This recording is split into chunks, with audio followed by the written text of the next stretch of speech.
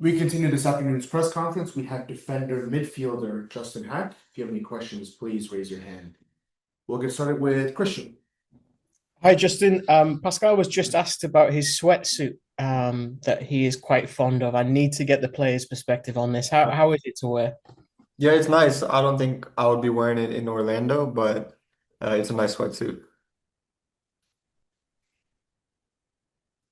If I can follow up, I think, just past actually the 2000 mark in terms of minutes played this season. As you kind of reflect back, we're about halfway through the season now. Is there anything you kind of feel like you've learned about yourself with that greater exposure and more consistent first team minutes?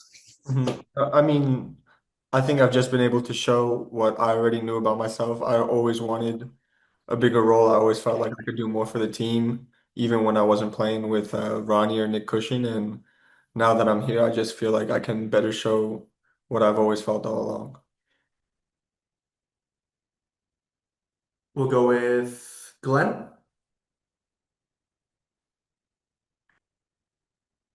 Hey, Justin. What's up? No Thiago Martins for a while.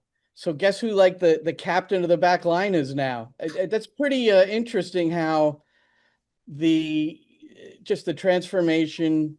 I'm not going to go back through your years, but still to be in this position now where it's just you're a lock in at left central defense. I don't know if you could have ever imagined that particular scenario. Yeah, definitely. If we would go back a few years and you would have told me I'm left center back playing there every game, I don't know if I would have believed it. But yeah, like you said, now it's going to be a chance for me to step up and kind of help the defense out a lot more when until Thiago can come back.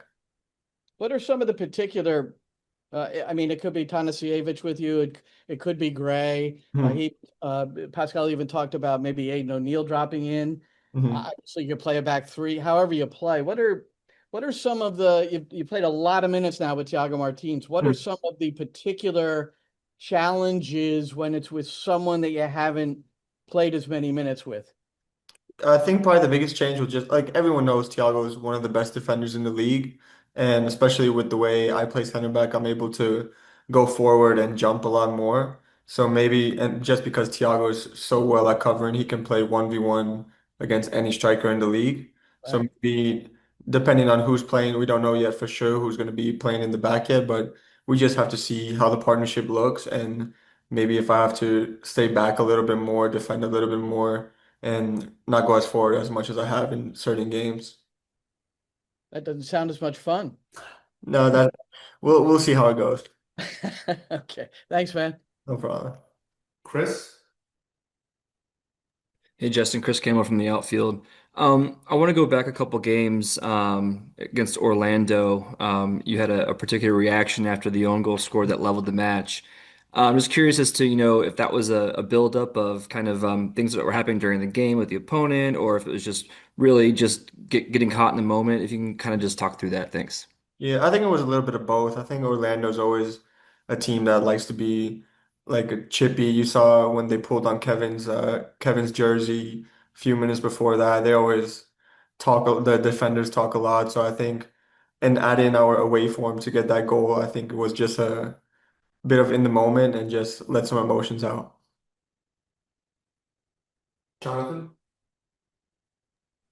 Hey Justin, I asked Pascal earlier about Dallas's if Dallas's home record changes anything. On the player side, does their not that great home record kind of motivate you guys to get off straight from the first whistle and jump at that opportunity? I mean, we look at every game in itself. Like, I'm sure you could ask Dallas the same thing about our away record. So it really doesn't matter the past records or how the last games have gone. It's just about focusing on this game and forgetting about all the rest. Alex.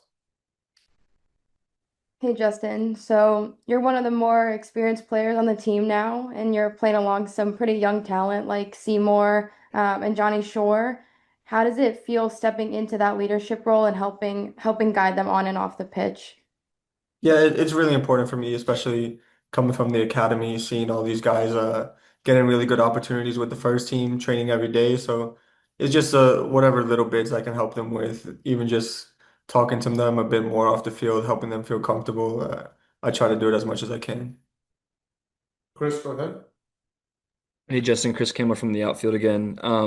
FC Dallas has a couple of talented attackers in Peter Musa and Luciano Acosta. I know Acosta's missed the last couple of games, but how are you guys preparing to defend those two players? Thanks. Yeah, first of all, Acosta, I think we know very well. We played him in the playoffs last year. I feel like we've played Cincinnati so many times in the past few years, so we're very familiar with Acosta's game. Muso, we haven't played against obviously, but we did our video session on them, and we'll do more later today, just about how we're going to deal with that. And first is for us is figure out who we're going to have in the back line, and then we'll go from there. Anyone else? Amazing. Thank you, everybody.